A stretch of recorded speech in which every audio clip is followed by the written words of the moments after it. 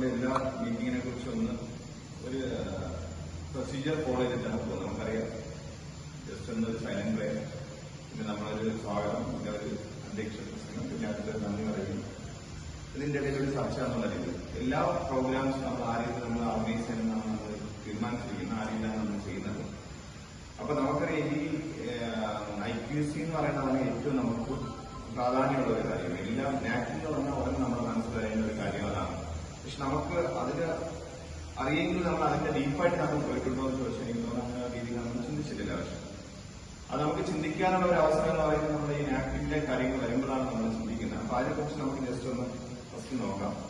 ഇപ്പൊ അതിന്റെ ഒബ്ജക്റ്റീവ്സ് എന്ന് പറഞ്ഞാൽ ആക്ച്വലി ക്വാളിറ്റി അഷുറൻസ് ആണ്. എന്ന് പറഞ്ഞാൽ ക്വാളിറ്റി എന്ന് പറഞ്ഞാൽ നമുക്കറിയാമല്ലോ, നമ്മുടെ ചെയ്യുന്ന ഇപ്പൊ നമ്മുടെ കോളേജിൽ തന്നെ ഒരു നാക്കിന്റെ ഒരു കാര്യമാണ് നമ്മുടെ എന്തൊക്കെ മാറ്റം വരുന്നത്. നമ്മൾ പലതും നമ്മളിപ്പം excellence in academic and administrative process രണ്ട് ഇപ്പൊ അക്കാഡമിക് കാര്യങ്ങൾ പോലും കുറച്ചുകൂടെ ഒരു റെഗുലറൈസ് ചെയ്യാം. റെഗുലർ എന്ന് പറഞ്ഞാൽ നമ്മൾ ചെയ്യുന്നില്ല എന്നല്ല അവിടെ പല കാര്യങ്ങളും നമ്മൾ ചെയ്യുന്നുണ്ട്. പക്ഷെ അതൊരു സിസ്റ്റമാറ്റിക് ആയിട്ട് കുറച്ചുകൂടെ ഇപ്പൊ നമുക്ക് ഇന്നലെ തന്നെ നമ്മുടെ ഇൻഹൗസ് പ്രോഗ്രാം നമ്മൾ കരിക്കുലം പ്ലാനിങ് നമ്മൾ നടത്തി. അപ്പൊ ആക്ച്വലി അതൊരു സ്റ്റാർട്ടിംഗ് ചെയ്യേണ്ട ഒരു കാര്യങ്ങളാണ്. അപ്പൊ ചെയ്യുമ്പോൾ തന്നെ അവിടെ എന്തൊക്കെ കാര്യങ്ങൾ ആരൊക്കെ വേണമെന്ന് പറയാം. ഇപ്പൊ നമ്മൾ എന്തെന്ന് പറഞ്ഞാൽ കുട്ടികൾക്ക് കുറച്ചുകൂടി ഡീറ്റെയിലായിട്ട് ഇപ്പം